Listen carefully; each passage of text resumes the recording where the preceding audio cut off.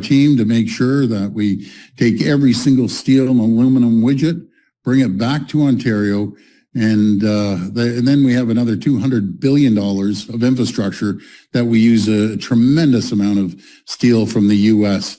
It's very short-sighted, in my opinion. They can't see the forest beyond the trees. Maybe the steel sector, are jumping up and down, but when they start laying people off because $30 billion are going to disappear from production down there, and then the $15 billion of every single item that is made from steel or aluminum. We know steel's gone up 16%, any products. And then you look in Mexico to President Claudia Sheinbaum, who's got a popularity in Mexico of over 80%. Her approach has always been, she knew from day one Trump's a taco. Let's just say it that way, right? So her approach from day one, she knew his psychology. Just go back to late January, early February when Donald Trump did the first tariffs and chickened out against Canada and Mexico, right? She was like, I have plan A and B and C ready to go. Let's just see what he does. We'll see what he does. But here she is. She goes, okay, you're going to do aluminum and steel tariffs. We will be prepared to retaliate, not because we're trying to cause you harm. We need to protect our sovereignty. This is a threat to our sovereignty. Here's what she has to say. Play this clip. We don't believe it's fair or sustainable because it makes everything more expensive, and we hope to reach an agreement. If that can't be achieved, then we will also be announcing some measures that we necessarily have to take to strengthen and protect jobs. This isn't a matter of revenge in English. They call it retaliation, right? It's a matter of protection. Our responsibility, first and foremost, as a government and as a society, is to protect jobs for Mexican workers. And second, to protect the steel industry and to ensure stability and growth. A 50% tariff represents a very significant impact on the steel and aluminum industry.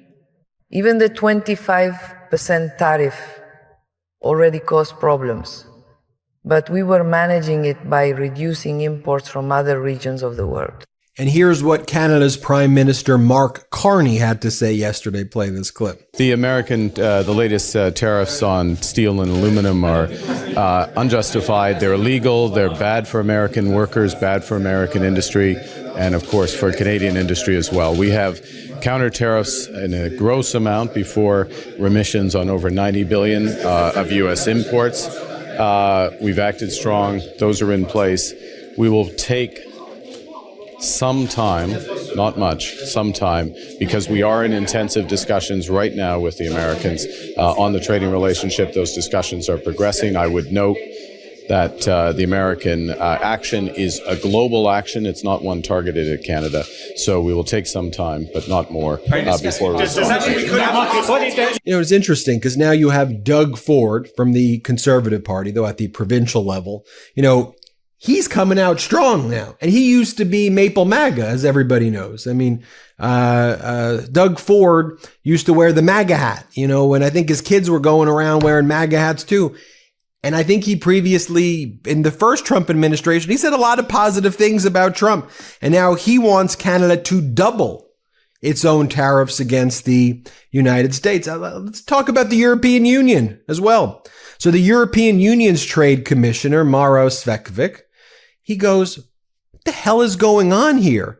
Europe's again, they're dealing with Jameson Greer, the American trade representative, and Besant. They're like, Greer, Besant, we're trying to do a freaking deal with you. And Trump's out there now saying 50% tariffs on aluminum and steel. It's bad faith. How do we do a deal with you? So European Union Trade Commissioner Maros Sefcovic told reporters on Wednesday that he discussed with U.S. Trade Representative Jameson Greer that the U.S. decision to levy 50% tariffs on steel and aluminum, telling him that he strongly regretted the move and that it doesn't help trade talks. And the EU's trade minister is saying, we discussed this with Greer. We told him we strongly regret it. It does not help our negotiations as well. There was this particularly telling exchange, though, that to me revealed everything. It's probably the most important video that I want to share with you about Trump's policy of tariffing the world. Because you can see what's emanating from the regime from Commerce Secretary Howard Lutnick. And Justin Wolfer says it like this. The exchange that we're about to show you is revealing, terrifying, and intellectually bankrupt. No world leader would ever want to enter a room to deal with this guy because he's a crank. He's a wacko. And here's what went down. You had a Republican senator, Senator John Kennedy, no relation to the actual Kennedys. And this John Kennedy from Louisiana makes a fake voice. He doesn't really talk like that. He just made up this whole routine. Just go back and look at him 20 years ago. He doesn't talk like this. Anyway, so Republican Senator John Kennedy goes and asks Howard Lutnick. So let's just assume Vietnam says we are removing every single trade barrier that exists from now until forever. Would America do the same, and would you enter a deal with Vietnam? And Howard Lutnick goes, absolutely not. And then that caught the Republican, John Kennedy, who, by the way, this Kennedy guy supports Trump's abilities to tariff the world. But Kennedy's like, what do you mean? I thought the whole idea of these tariffs is to help build reciprocity, and it was a negotiating tool. And Howard Lutnick's view, and it's like he does it in a creepy way. Howard Lutnick's like, now we're talking. Now we're talking. I'm like, this guy's a freaking weirdo. The hell is going? This is the guy who, by the way, this guy's somehow a billionaire. I'm like, this snake oil salesman is the guy dealing with the European Union and Canada. Could you imagine Howard Lutnick in a room? Now we're talking. I'm like watching this thing. I'm like, freaking weird dude. Here, play this clip. If Vietnam, for example, came to you tomorrow and said, okay, Mr. Secretary, you win. We're going to remove all tariffs and all trade barriers. Would the United States please do the same? Would you accept that deal? Absolutely not. Okay. Absolutely not. That would be the silliest thing we could do. Why is that?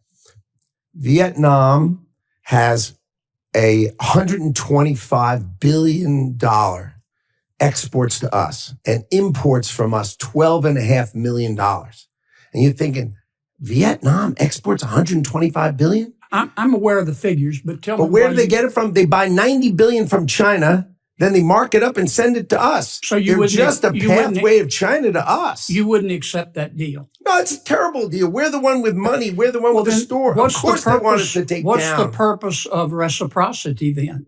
Is reciprocity not one of your goals?